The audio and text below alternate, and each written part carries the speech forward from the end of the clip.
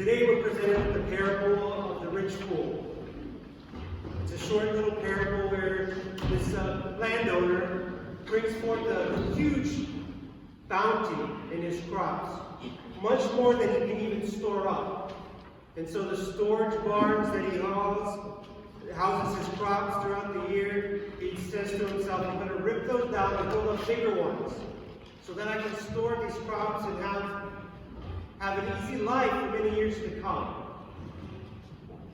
And in it, Christ calls him a fool. Calls him a fool. Because that day, he would die. What really made him a fool? Why does Christ call him a fool in this parable? He's a fool because, one, he thinks that he can control everything. From a modern perspective, this man is not a fool. He's successful. Right? In our own day and age, we are taught to look to take care of ourselves, to fatten our retirement accounts, our 401ks, IRAs, so that we can retire and live an easy, decent life in the years of our advanced age. So by worldly wisdom, this man is not a fool. He has done it right. But he's a fool because, in God's eyes, because he thinks he's in control of everything. He doesn't realize that at any moment that his life can end. And he had no thought about it at all. He had no thought of thanking God for the abundance that was brought forth to him. And he's a fool because he thinks that it is his crops alone. That he owns it. He owns it.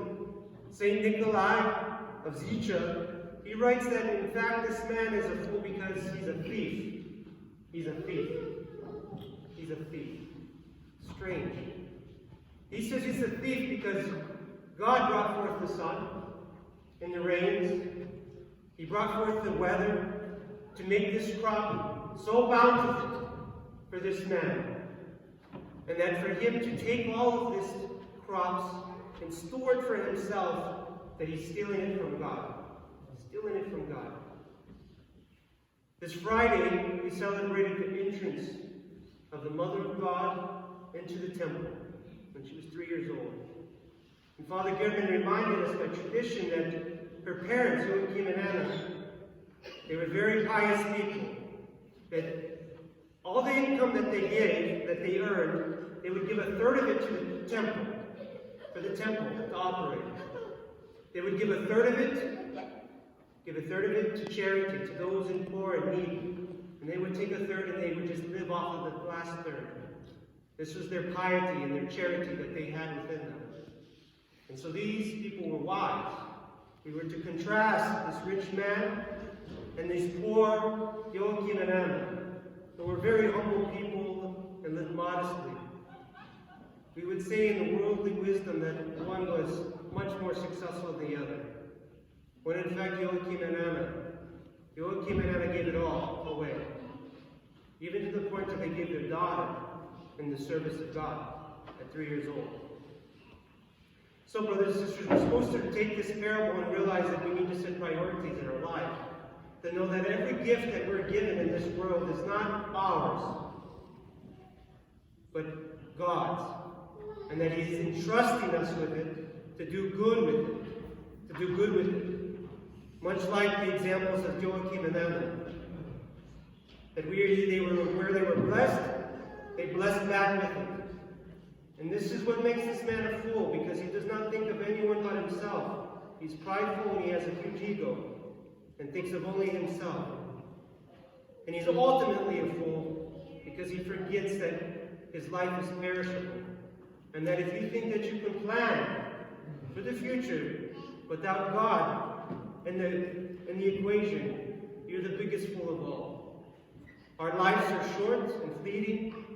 We can be taken and snuffed out of this earth in a moment's notice, every one of us.